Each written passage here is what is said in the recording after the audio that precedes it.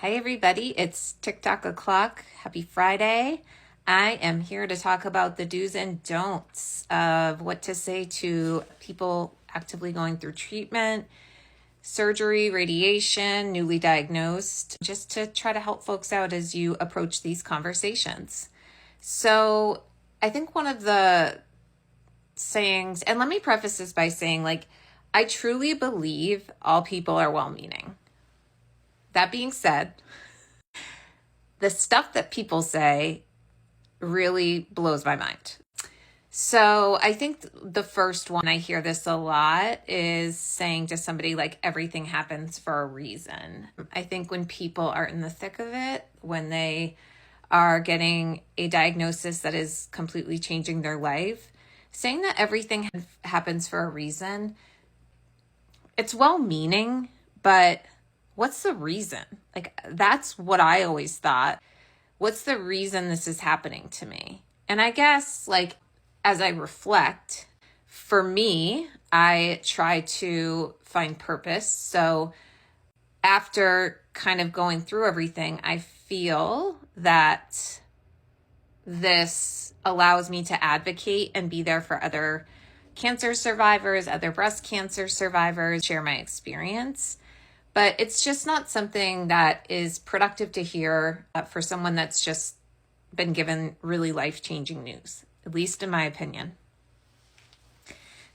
I think the other thing is saying things like, you're going to get through this, you will be cured, because you don't know that. Every cancer is different, every diagnosis is different, every prognosis is different, every genetic mutation is different. So for me, being I was diagnosed at 37, I had 1.5-year-old, and yes, in my head, I want to believe I'm going to be cured, but having other people say that to me, it just made me think of mortality and am I going to be okay? Because there are no guarantees. There's no guarantees in life in general, but then you add cancer to the mix, and we already know there are chances that we will not be okay, that cancer will take our life.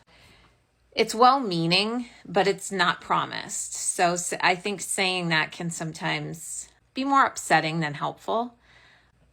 I also had, God love my mother, and I do love her, but shortly after I was diagnosed, she was like, well, you're a young woman.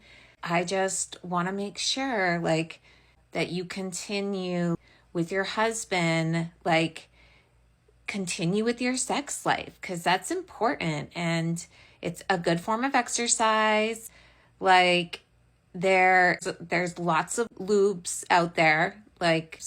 She's like, I've tried, and I'm like, okay, no, we are not talking about this. And I can tell you that as I'm losing my hair, getting my first taste of vaginal dryness, going through chemo, having extreme fatigue, her whole mindset was you have to try to maintain some normalcy. I can tell you the last thing on my mind as I'm bald and vomiting was babe, let's make sure we have sex.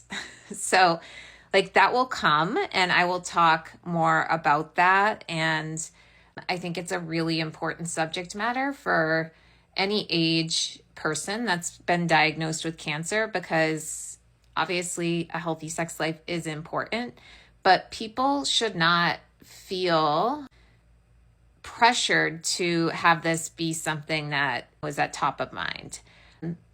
Cancer affects everybody, and God bless our caregivers because they take the brunt of it. And my husband was so wonderful, but we can laugh about it now, but I just remember that moment so clearly and thinking, WTF. So enough with the negative. Some things that are positive that are, you could say to somebody. Sometimes too, people, and we live in a society of where you kind of hide behind text message. We have a way to get We as people, I think, try to avoid human interactions at times. I think for me, when I was first diagnosed, I felt so vulnerable. And like, especially when I started losing my hair, I was just really sick. So I did not want a lot of people around.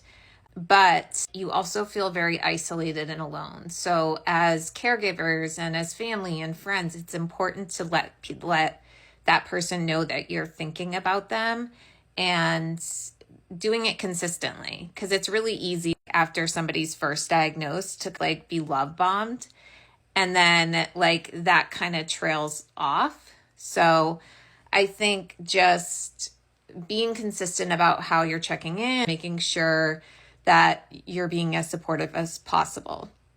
So I think something that's first and foremost really good to say is acknowledging that this just sucks, because it does. Like, I think for me, I wanted to commiserate. I wanted to be a little angry. I'm not suggesting that that be your attitude throughout like your whole treatment, or is that really healthy long term? But I think just allowing the person going through it to vent is super important.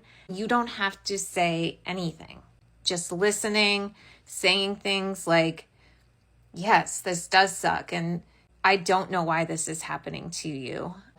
But, and I think just also simply saying, like, I'm just so sorry you're going through this. I am here to support you in any way. And, like, you know, those types of phrases. I think saying things like, you're so strong, are good, even though in those moments we don't feel strong, but it can be a good reminder that we will push and we will keep trucking as much as possible. So I think, you know, in summary, there is a lot to say and not to say when you're dealing with this, but I also would encourage everyone, give yourself grace. None of us ever say like the right thing all the time. And the best thing you can do is show support, whatever that means to you. The last piece about this I'll share, because I remember this so vividly, is one of my aunts would send me a card every single week, like through the mail. And I don't know why, but like that just felt like, it felt like so old school, which I kind of loved, but it was also something to look forward to. It was always just like inspirational quotes, like, so I just love that. So I think finding your way that works for that person going through it is wonderful, and it is so appreciated, and our village is so important.